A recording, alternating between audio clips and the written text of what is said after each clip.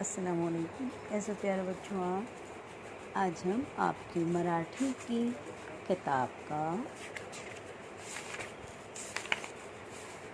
तीसरी कविता आला पाऊस, इसके प्रश्नोत्तर देखें।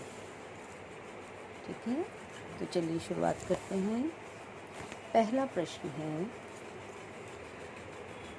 प्रश्न क्रमांक 1, खाली प्रश्नांची 1-2 शब्दात उत्तरे लिहा। उसमें का पहला प्रश्न है, अगणित दिवे कुठे लागले आहेत? अगणित दिवे कुठे लागले आहेत? अगणित दिवे छपराखाली लागले आहेत। प्रश्न क्रमांक 2 आ, रंगावली कशी सजली आहे? रंगावली कशी सजली आहे? ठिपके ठिपके थेंब जोडून रंगावली सजली आहे। धरणीने कशाची मखमल पांघरली आहे? धरणीने दाट तृणांची हिरवी मखमल पांघरली आहे। धरणी कोणता सोहळा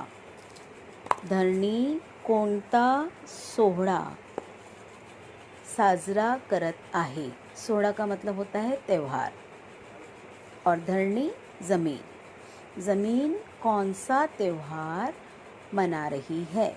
धरणी वर्षा ऋतूचा सोहळा साजरा करत आहे। प्रश्न क्रमांक 2, खालील शब्दांसाठी कवितेत कोणते पर्यायी शब्द, पर्यायी का मतलब होता है समानार्थी, हम मायने, तो कौन से पर्यायी शब्द आले आहेत ते लिहा। पावसाचे थेंब, पानी का कतरा, उसके लिए क्या शब्द आया है? इवले दिवे। आ है हिरवे दाट गवत यानी घास। तृण, क्या शब्द आया है? तृण। ई है रांगोड़ी के लिए शब्द आया है रंगावली। ई है थेंबाचा टप टप आवाज, उसके लिए शब्द आया है संगीत धुन। प्रश्न क्रमांक 3, खालील अर्थाचा ओळी कवितेतून शोधून लिहा। खालील अर्थाच्या ओळी यानी लाइन कवितेतून शोधून लिहा, यानी यहाँ पर कविता का अर्थ दिया है, उससे रिलेटेड, उससे संबंधित कविता की हमको पंक्ति लिखना है। पावसाचे एकसारखे पडणारे थेंब रांगोळीसारखे दिसत आहेत, त्यात इंद्रधनुष्याचे रंग मिसळलेले आहेत। मतलब दिया हुआ है कि पानी बारिश के एक जैसे लगातार पड़ने वाले रंगोली के जैसे दिख रहे हैं कतरे, उसमें ऐसा लग रहा है कि इंद्रधनुष के रंग मिल गए हैं। तो आपकी कविता की कौन सी पंक्तियां हैं? ठिपके ठिपके थेंब जोडूनी रंगावली सजविते। ठिपके ठिपके थेंब जोडूनी रंगावली सजविती। रांगोळीत या इंद्रधनुचे रंग कसे पसरती। आहे छपरावर पडणाऱ्या पावसाच्या थेंबाचा आवाज म्हणजे संगीताची धून आहे। जणू काही पाऊस छपरावर तबला वाजवतो आहे। इसके लिए आपकी कविता में पंक्तियां हैं, टप टप टप टप संगीत धुन ही दाही दिशातून। टप टप टप टप संगीत धुन ही दाही दिशातून। छपरावरती तबला होऊन वाजविते कोणी। फिर उसके बाद ग्रामर का पाठ है, व्याकरण का भाग है, खेळूया शब्दांशी। उसका अ है खालील नामांना कवितेत आलेली विशेषणे शोधून लिहा। आपको पता है नाम किसे कहते हैं? इस्म, संज्ञा।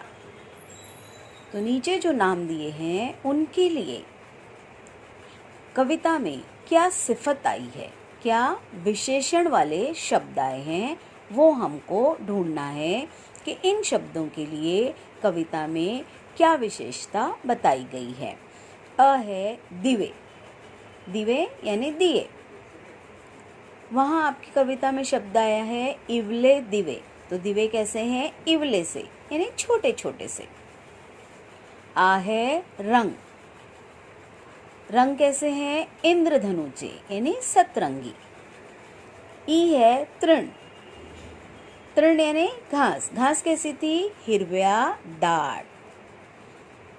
ई है पखरण, पखरण कैसे थे? नक्शीदार। ऊ है सोहड़ा, सोहड़ा उत्सव, त्योहार, कैसा था? दिव्य, बहुत बड़ा।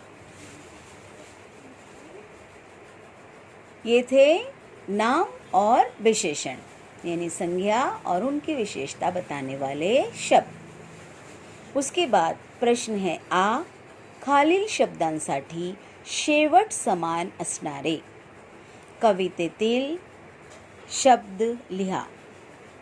उर्दू में जैसे हम काफिया शब्द होते हैं, अल्फाज होते हैं जिनका आखिर मिलता है, जैसे पाया गया, वैसे वैसे शब्द तुमको कविता में से ढूंढ के लिखनी थी, जिसके अंतिम जो अक्षर है, वर्ण है, वो मिला हुआ हो। सजविती, पसरती, देखें ती दोनों में आ रहा है। पांघर ले ली, सज ले ली, ले ली। रंगातून, दिशातून, तून, तून।